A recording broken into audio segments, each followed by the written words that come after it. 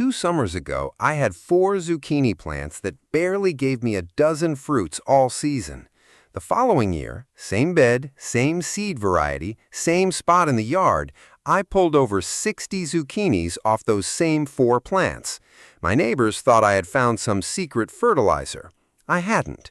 The only thing I changed was how I watered, and once I tell you what that change was, you are going to look at your garden hose a little differently. Here is what is going to surprise you. The mistake that is quietly killing your zucchini harvest right now is probably not that you are watering too little, and it is not that you are watering too much. It's something far more specific, and it is something almost every home gardener I know is doing without realizing it. It has to do with where the water lands and what happens to the plant because of it. Most folks water their zucchini the same way they water everything else in the garden. They stand back, turn on the sprinkler or the hose wand, and give the whole plant a good shower. The leaves get wet, the soil around the base gets damp, and it feels thorough. It is not. That one habit is quietly setting up every major zucchini problem you can name, from powdery mildew to dropped blossoms to fruits that start forming and then just stop. Today, I'm going to show you exactly what to do instead. I watered zucchini the wrong way for a long time. Every evening, I would come out with the hose, spray down the leaves, get the soil surface dark and wet, and call it done. And every summer, I had the same frustrating results. Blossoms that dropped before they ever became fruit, leaves covered in that chalky white powder by mid-July, plants that looked full and healthy one week and started fading the next. I blamed the heat. I blamed bad luck. I tried every foliar spray on the shelf. Nothing held. Then I started paying closer attention to what zucchini actually is. It is not a delicate plant. A zucchini is a fast-growing, heavy-producing vine with enormous leaves that pull incredible amounts of moisture through the plant every single day. Those big leaves are also a trap. When you water overhead, every drop that lands on a leaf just sits there, and warm, wet leaves are exactly what powdery mildew and other fungal diseases are waiting for. But the deeper problem is this. Overhead watering and frequent light watering train the roots to stay shallow, right at the surface where the moisture is, and shallow roots cannot regulate water uptake consistently. The moment the surface dries out, the plant goes into stress, and in zucchini, even a short period of water stress has one very specific consequence that most gardeners never connect back to watering. The blossoms drop. When a zucchini plant experiences uneven moisture, it starts aborting its female flowers before they can be pollinated. It also drops developing fruits that are already an inch or two long. You look out at the garden, see all those blossoms, and wonder why nothing is setting. The answer, almost always, is inconsistent water delivery at the root zone. So here is the shift that changed everything for me, and it is simpler than you might expect. Stop watering the plant, start watering the soil beneath it. The very first thing I want you to do is build the habit of checking soil moisture the right way. Push your index finger straight down into the soil about 2 inches from the main stem, as deep as it will go, up to your second knuckle.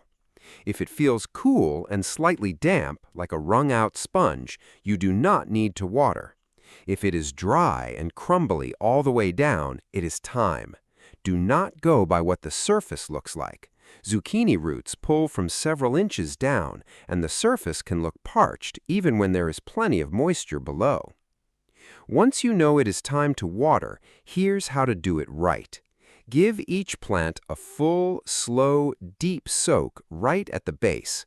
I use a regular garden hose with the nozzle removed, laid on a slow trickle right at the soil line for about 2 to 3 minutes per plant. That puts a generous gallon or more directly into the root zone.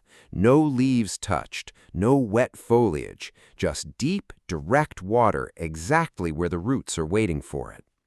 I do this every 3 to 4 days during summer, not every single day. Deep and infrequent is the method. It builds a stronger root system, keeps moisture more consistent at the depth where it matters, and dramatically reduces the wet-dry swings that trigger blossom drop. Now, once your watering rhythm is right, the second highest leverage move you can make for your zucchini is mulch. Lay down 2 to 3 inches of straw, shredded leaves, or dried grass clippings over the entire root zone, keeping it a couple of inches away from the main stem.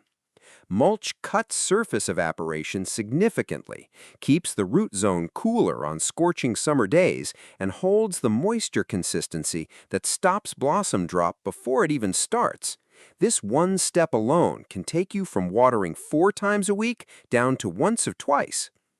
And learn to read your plant. A healthy zucchini has firm, upright leaves in the morning. A mild droop on a hot afternoon above 90 degrees is normal and recovers on its own by evening. Morning wilt is different. If those leaves are limp at 7 in the morning when the air is still cool, the plant ran out of water overnight and needs a deep soak right away. Lower leaves yellowing while the soil stays consistently wet is the opposite signal, meaning you are overdoing it. Back off for 2 or 3 days and let things dry out before you water again. Now for the bonus I promised you at the start. The buried bottle method works beautifully for zucchini. Take a 1-gallon plastic jug, poke 6 to 8 small holes around the bottom third, and bury it right beside your plant with just the neck sticking above the soil. When it is time to water, you fill that jug. It slowly seeps water directly to the deep roots over several hours. No evaporation, no wet leaves, no runoff. I use 1 jug per plant, and it has cut my watering time in half while giving me far more consistent fruit set all season long. The 60-plus zucchinis I harvested that second summer were not from a special variety or a lucky season. They came from one decision. I stopped showering the plant and started feeding the roots. Try it this week, and I think your garden is going to tell you the same story. Until next time, keep growing.